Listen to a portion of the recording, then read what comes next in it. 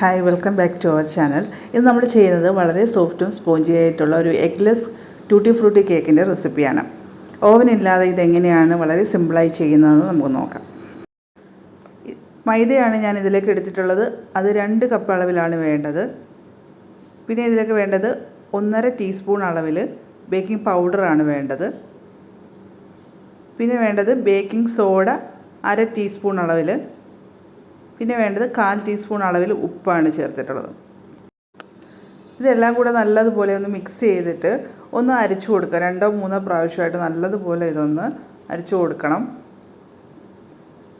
കട്ടകളൊന്നുമില്ലാതെ. അതുപോലെ തന്നെ ബേക്കിംഗ് പൗഡറും ബേക്കിംഗ് സോഡയും ഉപ്പും എല്ലാം എല്ലാ പൊടിയിലേക്ക് നല്ലതുപോലെ മിക്സ് ആവുന്ന രീതിയിൽ അരച്ചു കൊടുക്കാം. അടുത്തതായിട്ട് 1 കപ്പ് അളവിൽ ബട്ടർ മിൽക്ക് അല്ലെങ്കിൽ കേർഡ് ഇതിലേക്ക് ഉപയോഗിക്കാം. പിന്നെ വേണ്ടത് 3/4 കപ്പ് പഞ്ചസാരയാണ്, അത് പൊടിച്ചെടുത്തിട്ടുള്ളതാണ്. 1/2 കപ്പ് സൺഫ്ലവർ ഓയിൽ.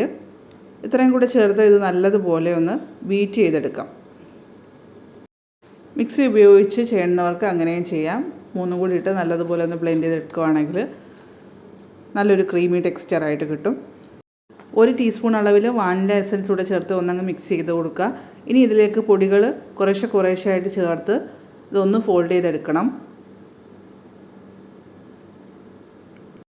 ഇതിനു മുമ്പ് നമ്മളൊരു ഡേറ്റ്സ് ക്യാരറ്റിൻ്റെ കേക്കിൻ്റെ റെസിപ്പി ചെയ്തിട്ടുണ്ട്. കാണാത്തവരുണ്ടെങ്കിൽ കാണുക. ഇത് നമ്മൾ കേക്ക് ബേക്ക് ചെയ്യുന്നത് ഓവനിലല്ല, അതുകൊണ്ട് തന്നെ ഒരു 10 മിനിറ്റ് തവ പ്രീഹീറ്റ് ചെയ്യാനായിട്ട് വെച്ചിട്ടുണ്ട്.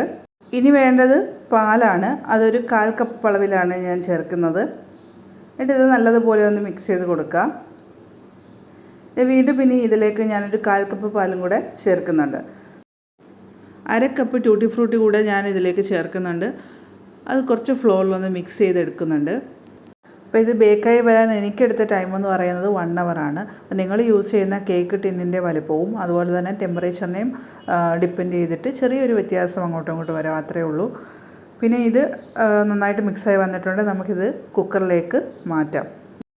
അപ്പോൾ ഇനി ഇതിന് നമുക്ക് നല്ലതുപോലെ ഒന്ന് ടാപ്പ് ചെയ്ത് കൊടുക്കാം. ടാപ്പ് ചെയ്ത് കൊടുത്ത ശേഷം ഇതിനെ ബേക്ക് ചെയ്തെടുക്കാം. വളരെ എളുപ്പത്തിൽ ചെയ്യാവുന്നൊരു നല്ല സോഫ്റ്റ് ആയിട്ടുള്ളൊരു ടീ കേക്കിൻ്റെ റെസിപ്പിയാണ്. എല്ലാവരും ട്രൈ ചെയ്ത് നോക്കുക. വീഡിയോ ഇഷ്ടമായാൽ സബ്സ്ക്രൈബ് ചെയ്യാനും ലൈക്ക് ചെയ്യാനും മറക്കണ്ട. Thanks for watching.